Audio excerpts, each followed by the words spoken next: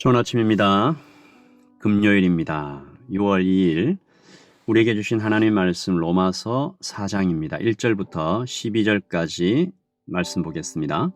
그런즉 육신으로 우리 조상인 아브라함이 무엇을 얻었다 하리요? 만일 아브라함이 행위로서 의롭다 하심을 받았으면 자랑할 것이 있으려니와 하나님 앞에서는 없느니라. 성경이 무엇을 말하느냐? 아브라함이 하나님을 믿음에 그것이 그에게 의로 여겨진 바 되었느니라. 일하는 자에게는 그 삭시 은혜로 여겨지지 아니하고 보수로 여겨지거니와 일을 아니할지라도 경건하지 아니한 자를 의롭다 하시는 이를 믿는 자에게는 그의 믿음을 의로 여기시나니, 일한 것이 없이 하나님께 의로 여기심을 받는 사람의 복에 대하여 다윗이 말한 바, 불법이 사함을 받고 죄가 가려짐을 받는 사람들은 복이 있고 주께서 그 죄를 인정하지 아니하실 사람은 복이 있도다 함과 같으니라. 그런즉 이 복이 할례자에게냐 혹은 무할례자에게도냐? 무릇 우리가 말하기를 아브라함에게는 그 믿음이 의로 여겨졌다 하노라. 그런즉 그것이 어떻게 여겨졌느냐? 할례시냐 무할례시냐? 할례시가 아니요 무할례시니라. 그가 할례의 표를 받은 것은 무할례시의 믿음으로 된 의를 인친 것이니, 이는 무할례자로서 믿는 모든 자의 초상이 되어 그들도 의로 여기심을 얻게 하려 하심이라. 또한 할례자의 초상이 되었나니 곧 할례 받을 자에게뿐 아니라 우리 조상 아브라함이 무할례시에 가졌던 믿음의 자취를 따르는 자들에게도 그러하니라. 아멘. 하나님의 말씀입니다. 한 번 더 읽으시면서 묵상하시겠습니다.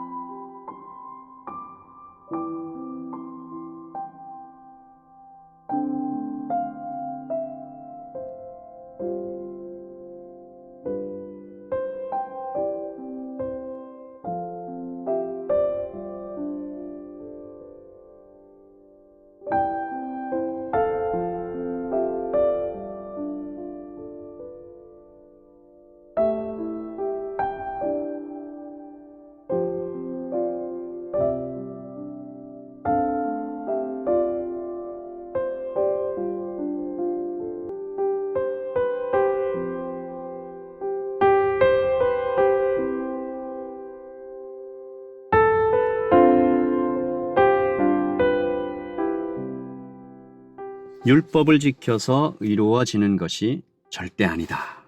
율법은 죄를 깨닫게 하는 경고의 의미와 알게 해주는 그런 의미가 있을 뿐 의롭게 만들지는 못한다. 그래서 길은 하나밖에 없다라는 거죠. 예수 그리스도를 믿음으로 얻는 하나님의 의. 이것이 이신칭의 justification by faith. 로마서의 핵심 주제죠. 믿음으로만 의롭게 된다. 사도 바울의 모든 편지에 거의 나타나는 복음의 기본 중에 기본입니다. 오늘 사도가 아브라함을 통해서 이 이신칭의를 설명하고 있어요.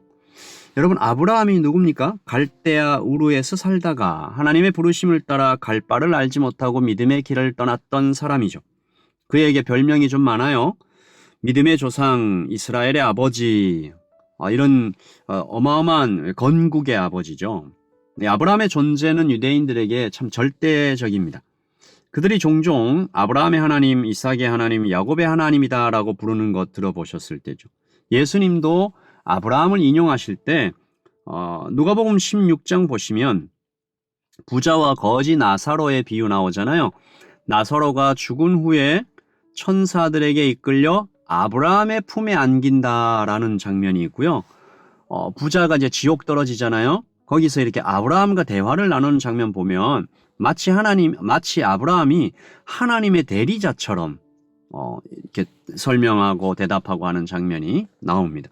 그만큼 이 아브라함이 언터처블이죠. 유대인들에게 최고 권위를 가진 어떤 존재로 여겨지고 있는데, 사도 바울은 바로 그 아브라함이 다른 것이 아니라 믿음으로 구원을 받았다라고 이야기합니다. 4장 1절. 그런즉 육신으로 우리 조상인 아브라함이 무엇을 얻었다 하리요? 2절. 만일 아브라함이 행위로서 의롭다 하심을 받았으면 자랑할 것이 있으려니와 하나님 앞에서는 없느니라. 성경이 무엇을 말하느냐? 아브라함이 하나님을 믿음에 그것이 그에게 의로 여겨진 바 되었느니라. 여러분, 우리 3절 말씀이죠. 우리가 이 장면 알잖아요. 창세기 15장 5절과 6절이잖아요. 하나님께서 그를 이끌고 아브라함을 이끌고 밖으로 나가 이르시되 하늘을 우러러 뭇 별을 셀 수 있나 보라. 또 그에게 이르시되 내 자손이 이와 같으리라 라고 하시니까 6절 아브라함이 여호와를 믿으니 여호와께서 이를 그의 의로 여기시고. 하나님께서 아브라함이 하나님의 약속을 믿을 때 그것을 의롭게 받아주신 거죠. 사도는 이때 아브라함이 아직 할례를 받지 않은 상태였음을 주목합니다. 다시 말해 하나님께서 아브라함을 의롭게 여기신 이유는 그의 행위에 없다, 인격의 변화도 아니다, 순전히 그의 믿음 때문이다. 할례도 받지 않았다. 사실 하나님의 어마어마한 약속을 아브라함이 자신의 힘으로 이룰 수 있는 길은 없는 거죠. 이때 아브라함에게 아직 한 명의 자녀도 없었을 때 하나님께서 그에게 민족과 국가를 이야기하시잖아요. 아브라함이 상식과 합리를 자신의 이 생각의 틀을 아득하게 완전히 넘어서 버린 하나님의 약속을 믿음으로 받은 것입니다. 비록 그 믿음은 완전하진 않았어요. 시간이 지날수록 약해졌고 아브라함이 그런 엄청난 약속을 받을 만한 인격과 성품을 갖추지도 못했습니다. 아내를 팔아먹었던 사람이잖아요. 그런 아브라함이 그때 하나님께서 주신 약속, 그것을 믿었다고 하나님이 의롭다고 여겨주신 것입니다. 박영선 목사님이 하나님의 열심이라는 책에서 아브라함이 위대한 거 아니다, 다윗이 위대한 것 아니다, 성경에는 영웅이 없다, 다만 하나님의 열심이 있을 뿐이다 라고 말씀하시죠. 사도 바울도 같은 이야기를 합니다. 이 이신칭의, 믿음으로 받는 의, 4절 5절이죠. 일하는 자에게는 그 삭시 은혜로 여겨지지 아니하고 보수로 여겨지거니와. 5절 이를 아니할지라도 경건하지 아니한 자를 의롭다 하시는 일을 믿는 자에게는 그의 믿음을 의로 여기시나니. 자격도 없고 일을 하지도 않고 경건하지도 않은 자를 하나님이 의롭다고 여겨주신 것입니다. 아브라함 얘기잖아요. 너와 나는 바로 그 하나님을 믿고 있지 않냐. 그러니까 이신칭의는 믿음으로 이롭게 된다라는 이 진리는 신약에서 갑자기 튀어나온 새로운 진리가 아닌 거죠. 하나님께서 천지를 창조하실 때부터 이미 마음에 품고 계셨던 하나님의 약속, 하나님의 계획, 하나님의 마음이었습니다. 하나님은 고아와 과부의 아버지이시며 신음하며 고통받는 자들의 아픔을 무심코 지나치시는 분이 아닌 것이죠. 아담과 하와가 죄를 짓고 에덴을 떠날 때도 가죽옷을 지어 입히시면서 오실 예수님을 예언해 주셨던 분, 그래서 위로해 주셨던 분. 이 사건이 그런 거잖아요. 가죽옷, 어떤 동물이 죽었잖아요. 그래야 가죽옷이 나오잖아요. 죽음으로 죄를 덮어주셨다. 앞으로 오실 예수님이 그 예수님의 죽음을 그렇게 의롭게 되겠다라는 약속, 창세기의 처음부터 계시되어 있었던 것입니다. 이제 질문은 이것이죠. 도대체 성경을 그렇게 잘 아는 유대인들은 왜 이 이신칭의의 진리를 모르고 오해했을까? 여러 가지 이유가 있지만 그들이 자신을 높였기 때문이 아닌가. 나는 특별해. 우리는 선택받았어. 우리는 이방인과 달라. 우리는 우수해. 우리는 저 이방인들보다 높아. 그들이 자신의 존재를 그렇게 한껏 높여놓고 하나님의 백성이라는 타이틀은 이미 손에 얻었으니까 가볍게 여기고 그만 높아져 버린 그 존재에만 취해버렸던 것이 아닐까. 하나님이 계속 참아줘요. 반역하고 배신해도 계속 참아주시는 하나님의 사랑, 하나님의 자비를 어느 순간 역이용하는 거죠. 이번에도 받아주시겠지. 이번에도 용서해 주시겠지. 이번에도 회복시켜 주시겠지. 나는 하나님의 백성이니까. 얼핏 보면 이 좋은 믿음처럼 보이기도 하는 이 생각이 그들을 얼마나 교만하게 만들었는지 우리가 알고 있는 것이죠. 사도가 다시 한번 유대인들을 채찍으로 때리듯이 말합니다. 유대인들아, 너희가 무슨 특별한 구석이 있어서 사랑하신 것 아니다. 대단한 특권이 있는 것처럼 생각하지도 말아라. 아브라함도 믿음으로 선택받은 거야. 다윗도 그랬다. 구원은 하나님이 주시는 선물이다. 그리고 이 선물은 하나님이 이 세상 모든 사람의 하나님이신 것처럼 차별 없이 주시는 선물이다. 조건은 단 하나. 예수 그리스도를 나의 구주, 나의 하나님으로 믿는 그 믿음이다.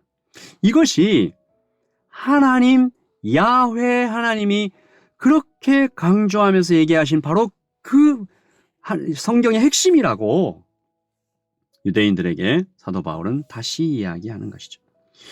오늘 아침 우리가 받은 구원, 나에게 오신 하나님을 혹시나 우리도 유대인들처럼 우리가 믿은 시간이 너무 길어서 혹시나 가볍게 여기고 있지는 않았는지 우리의 마음을 좀 살펴보는 오늘 아침이 되면 좋겠습니다. 어제도 제가 잠깐 이 탕자의 비유를 잠깐 설명을 드렸는데요. 마치 오늘 이 말씀에 나오는 유대인들이 첫째 아들 같지 않습니까? 하나님 옆에 계속 있는데 하나님을 사랑하진 않아요. 하나님께서 얻어질 어떤 것만 취해요. 하나님의 마음을 들여다보지를 못해요. 이방인도 사랑하시고 고아도 사랑하시고 과부도 사랑하시고 이 세상 사람들을 다 사랑하시는 그 하나님의 마음이 어디에 흐르고 있는지, 하나님의 눈물이 어디에 흐르고 있는지는 못 봐요. 그래서 사도 바울이 예수 그리스도께서 약한 자들과 함께 지내고 세리들과 함께 먹고 마시고 막 삭개오 집에 들어가서 하니까 괜히 막 분노해요. 거기에 하나님의 마음을 품었다고 할 수 없잖아요. 오늘 아침 우리가 혹시 교만해져 있는 부분은 없는가? 우리의 감사는 어디에 흐르고 있는가? 하나님의 마음, 하나님의 눈물이 흐르고 있는 곳은 어딘가 좀 생각하면서 이 아침, 오늘 금요일을 살면서 우리의 마음이 좀 향해야 할 곳을 생각해보는 오늘 하루가 되면 좋겠습니다. 기도하겠습니다. 하나님, 유대인들이 어느 순간 교만해졌습니다. 어느 순간 감사를 잃었습니다. 어느 순간 사람들을 차별하기 시작했습니다. 내가 저 사람보단 낫다라고 생각했습니다. 저 사람에게 있는 부족한 부분이 자꾸 눈에 들어오기 시작했습니다. 하나님의 선택이라는 그 엄청난 약속은 가볍게 여겼습니다. 그래서 그들은 망해버리고 말았습니다. 아버지 하나님, 우리는 감사를 잃지 않고 가난하고 불쌍하고 연약한 사람들에 대한 마음을, 그들을 바라보고 있는 하나님의 마음을 잃지 않게 해주세요. 아버지 하나님, 오늘 말씀을 통해서 우리에게 알려주시는 오직 믿음으로 의롭게 되는 이 하나님의 귀한 말씀을 마음에 새기고 감사하며 또 이 귀하게 받은 복음을 전하며 나누며 살아가는 오늘이 되게 해주세요. 감사합니다. 예수님의 이름으로 기도합니다. 아멘. 여러분 오늘 잘 지내시고요. 또 우리는 주일에 함께 만나서 하나님께서 열어주시는 예배의 축복 가운데 들어가기를 원합니다. 주일 예배 때 뵙겠습니다. 샬롬.